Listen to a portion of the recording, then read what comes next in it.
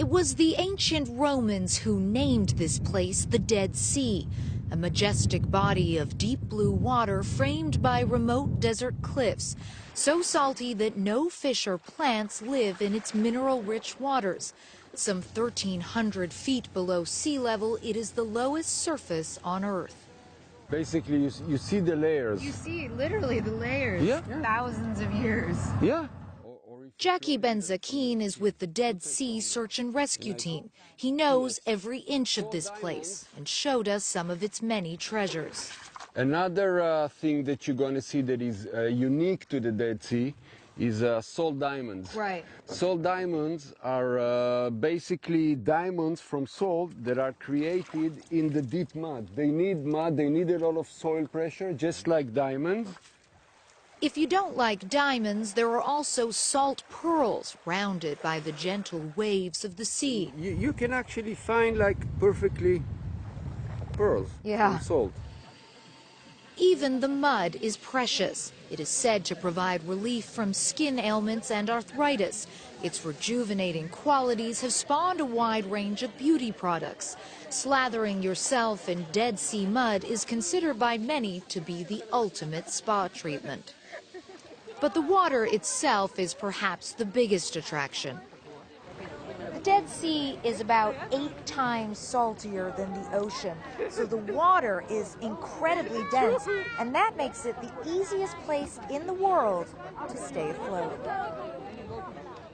Bobbing on the water, breathing in the low-altitude, oxygen-rich air, one quickly relaxes. And this is also part of the healing of the Dead Sea, I think. It calms you down.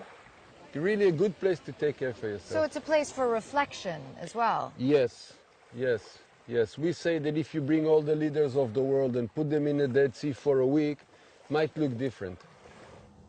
But the Dead Sea is dying, disappearing at a rate of 1 yard every year.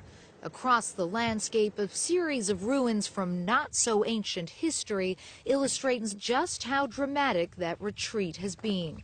Gidon Bromberg is the director of Friends of the Earth Middle East. Well, this was the place to be on the shores of the Dead Sea, particularly in the mid-1950s, where people would be drinking coffee, literally facing the Dead Sea in front of them.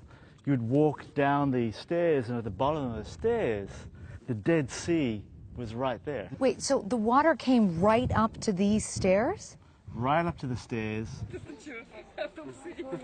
Traditionally, the Dead Sea has been sustained by the waters of the River Jordan, where the Bible says the Israelites crossed into the Promised Land and where Jesus Christ was baptized.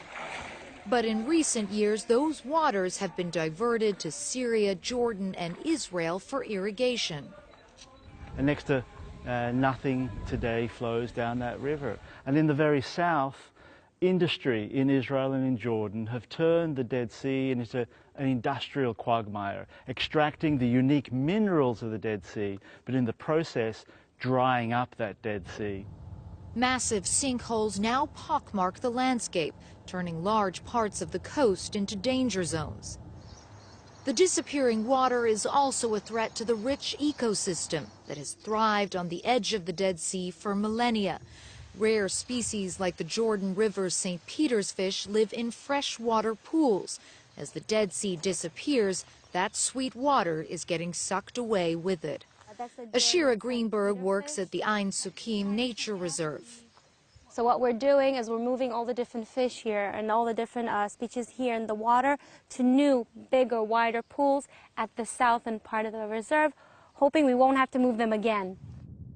That will only be possible if countries in the region can put aside their differences and agree on a plan to rehabilitate the Jordan River and limit the mineral industry. We don't think that we'll ever bring the waters of the Dead Sea to splash back here on these steps. But what we are trying to do, what we really believe is possible, is to stabilize the Dead Sea, is to stop it continuing to drop every year. To keep the Dead Sea alive, so that generations for thousands of years to come can continue to bob in its healing waters and lose themselves in the grandeur of its scenery.